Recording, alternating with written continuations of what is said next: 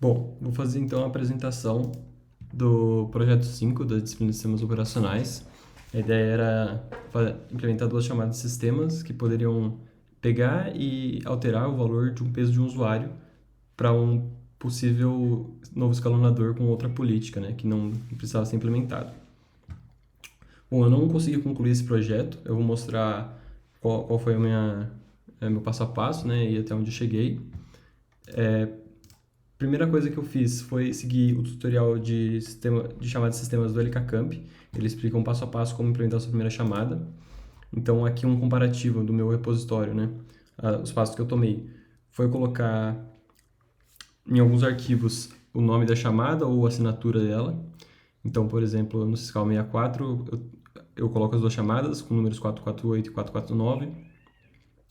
Aqui no Syscall eu coloco a assinatura da chamada, né? Tanto do GET como do SET. No NSTD, eu defino mais uma vez os números, 448 e 449, e o número de chamada de sistema aumenta em 2.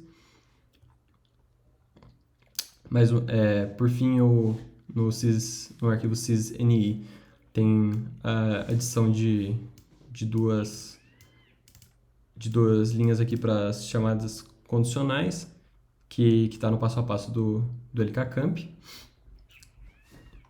E bom, com isso feito, eu consegui implementar duas chamadas de sistema básicas e consegui chamar elas dentro do kernel que eu mesmo compilei e vi que elas estavam de acordo com o código que eu tinha colocado, né? Então eu consegui fazer essa chamada acontecer. Não consegui implementar os pesos para os usuários, né? Então eu fiz uma primeira tentativa aqui de alterar na task struct, colocar um inteiro para o peso e depois na inicialização dela aqui setar esse peso como um valor padrão, mas com essas alterações eu não consegui compilar o kernel, então elas não deram certo. Então a implementação das minhas chamadas no fim das contas ficou com apenas esse corpo, então só tem uma checagem do número de usuário que é passado tanto no GET como no SET e uma checagem do peso que é passado no SET. Então tem que estar naquele range, né, do -1 até o valor máximo, e o peso tem que ser um número positivo e diferente de zero também, senão as chamadas se tornam um erro, né? Bom, feito isso, o arquivo de teste para as chamadas que vai rodar dentro do kernel compilado, ele define os números da chamada de sistema para serem chamadas e chama elas com valores que o usuário escolhe para o ID do usuário e o peso. Então, aqui eu tenho o arquivo de teste dentro do kernel compilado na minha máquina, na verdade no ambiente virtual do Virtume, e eu vou mostrar a execução dele. Primeiro com o usuário root, né, o usuário administrador, mostrar que as permissões estão corretas, consegue passar pela permissão e só vai jogar o erro de valor caso algum dos dois parâmetros esteja fora do intervalo. Então, por exemplo, um ID válido e um peso válido, as duas chamadas funcionam. Se eu escolher um ID válido, mas um peso inválido, o único que usa o peso é o 7, então ele vai retornar um erro 22. Se a gente conferir aqui na tabela, o erro 22 é o erro de valor.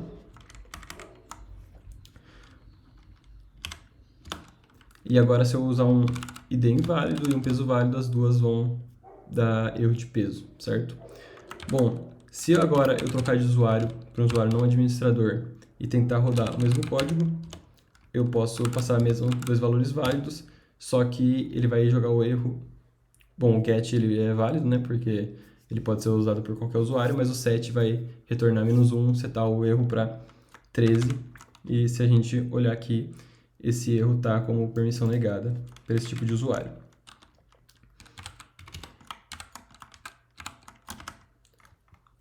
Bom, eu fui marcando os procedimentos que eu fui tomando ao longo do projeto aqui, porque como o código é bem extenso, né, as alterações são bem específicas, no começo estava um pouco perdido, então fui marcando aqui, mas é até esse ponto do projeto que eu cheguei.